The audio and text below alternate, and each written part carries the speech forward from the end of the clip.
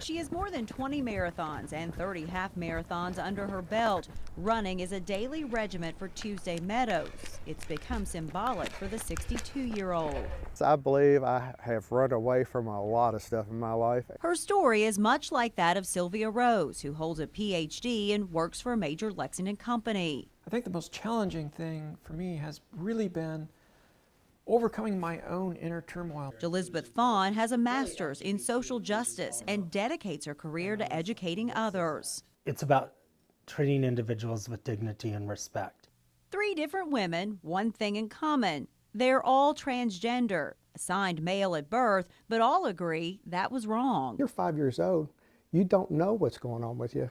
I knew at age 4 that things were not right. Certainly when I was very young, there were a lot of things I liked to do that would have been stereotypically female. Tuesday Meadows spent the better part of her life hiding her true identity. She married the love of her life, became a parent, and worked more than 40 years in retail as Thomas. The only person to know her real struggle was her wife of 39 years. I'm thinking this one, I might have started hormones. In 2013, at the age of 60, Tuesday made the medical transition from being labeled Thomas to become a woman.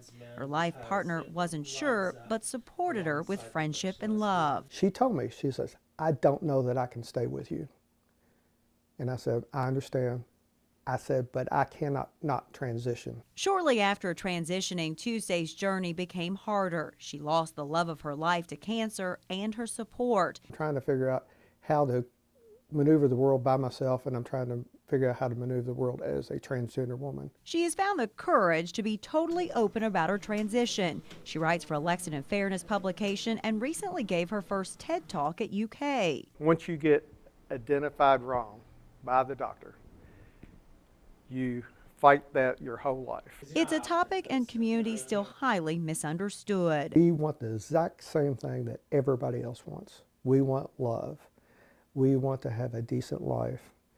We want to have a better community. That acceptance isn't always easy. In fact, Elizabeth Fawn of transeducator.com says more education is needed. She says the attempted suicide rate among transgender people is 71%. I have honestly never met a transsexual or a transgender individual who did not consider suicide or attempt suicide at one point in their life. To try and alleviate the helplessness in the bluegrass, there is Trans Kentucky. But we try as a group to provide a safe place for people who have gender variance or even just questions about their gender. Maybe they're confused, they don't know where they really are. Sylvia Rose transitioned on the job with an understanding employer, but she knows others don't always have a supportive environment. She says that's where Trans Kentucky can help. It's a whole different story when you can come someplace like this, meet real people, talk to real people who've had real experiences. Tuesday Meadows knows who she is. She is no longer running away.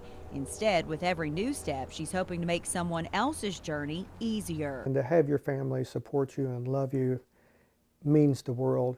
If there was more of that, there would be a whole lot less suicides with the transgender community.